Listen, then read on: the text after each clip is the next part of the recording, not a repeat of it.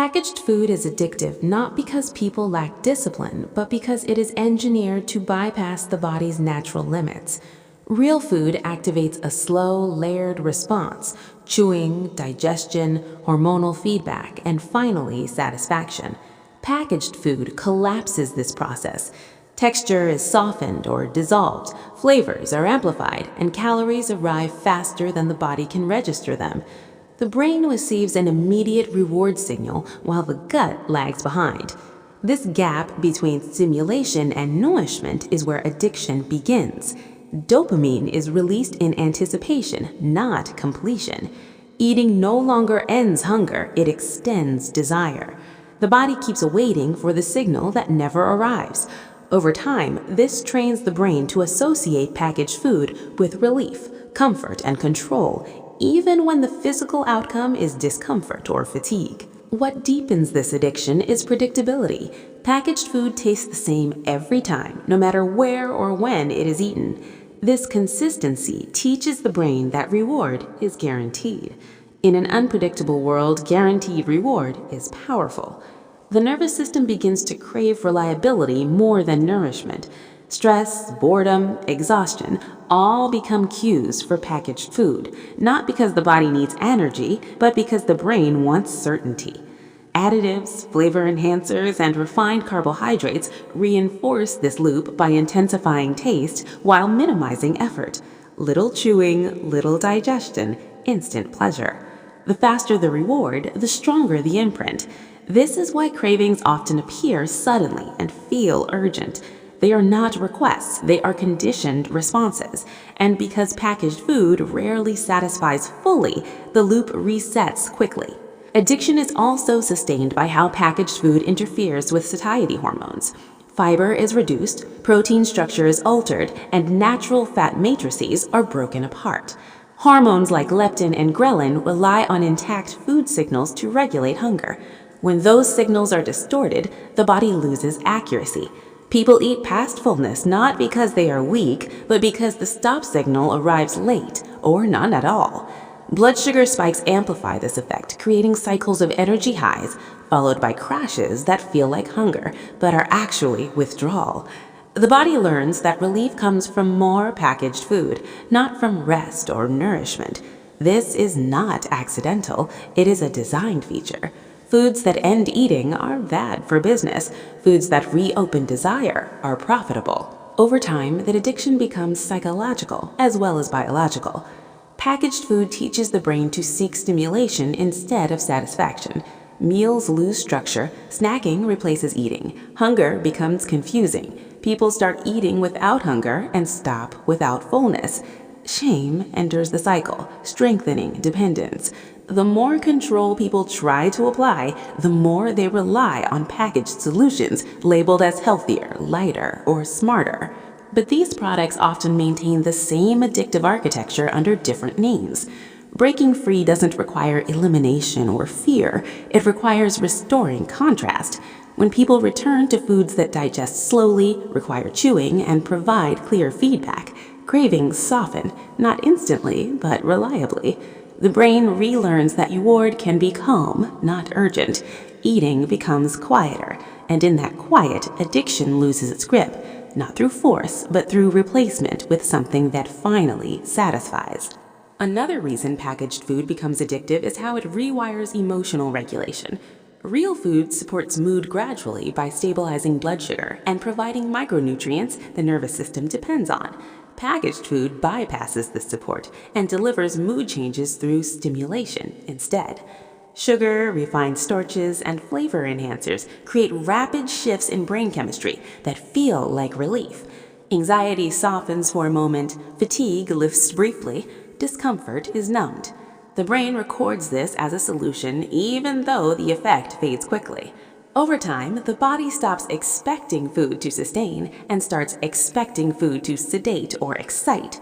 This emotional shortcut strengthens dependency, especially in high-stress environments. The more chaotic life feels, the more attractive predictable stimulation becomes. Packaged food doesn't fix the underlying stress, but it offers temporary escape, and the brain learns to chase that escape repeatedly. Addiction is further reinforced by how packaged food fragments eating into constant opportunities. Traditional meals create clear beginnings and endings. Packaged food dissolves those boundaries. Snacks are portable, quiet, and socially acceptable at any time. This trains the brain to associate eating with interruption rather than nourishment. Small hits of stimulation replace full meals, keeping dopamine elevated but never resolved. The nervous system stays activated, the body never fully settles into digestion or satiety. Over time, stillness becomes uncomfortable. Silence feels like hunger. The urge to eat appears even when the body has no energy demand. This constant availability is not neutral, it conditions behavior. The brain adapts to a rhythm of frequent reward, making longer gaps between eating feel like deprivation rather than rest. Another layer of addiction lies in how packaged food reshapes memory. Strong flavors create strong recall. The brain remembers intensity more than nourishment. A brightly flavored snack leaves a clearer imprint than a simple meal. This biases future choices towards stimulation.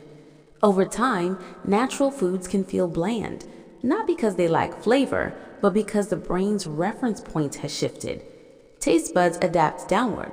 What once felt rich now feels dull. This creates the illusion that something is missing, when in reality, sensitivity has been numbed. The food industry benefits from this escalation, constantly introducing bolder flavors and textures to maintain attention. The eater's not becoming more demanding, the system is becoming louder. Addiction thrives in this environment because escalation replaces satisfaction. The final reinforcement comes from how packaged food obscures cause and effect. When real food supports the body, the feedback is subtle but consistent. Steady energy, calm hunger, stable mood. When packaged food disrupts the body, the feedback is delayed and diffuse. Cravings appear hours later, fatigue shows up the next day. Mood shifts feel unrelated to meals.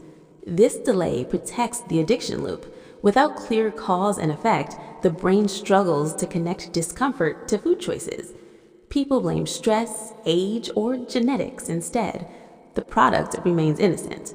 Breaking this loop requires time and contrast. When people eat consistently structured, minimally processed meals, patterns emerge. Hunger becomes predictable, energy stabilizes, cravings weaken. The addiction doesn't disappear overnight, but it loses its mystery. And when addiction is understood rather than fought, it begins to unwind naturally, not through restriction, but through clarity. Another subtle way packaged food strengthens addiction is by weakening the body's tolerance for discomfort. Real hunger is gradual and informative. It rises slowly, signals clearly, and fades once nourishment arrives. Packaged food teaches the brain to avoid even mild discomfort by offering immediate stimulation at the first hint of unease. A slight dip in energy, a moment of boredom, a wave of restlessness, all become reasons to eat. This conditions the nervous system to expect instant correction rather than adaptation. Over time, the body loses practice sitting with normal fluctuations. Hunger feels urgent instead of informative. Waiting feels painful instead of neutral.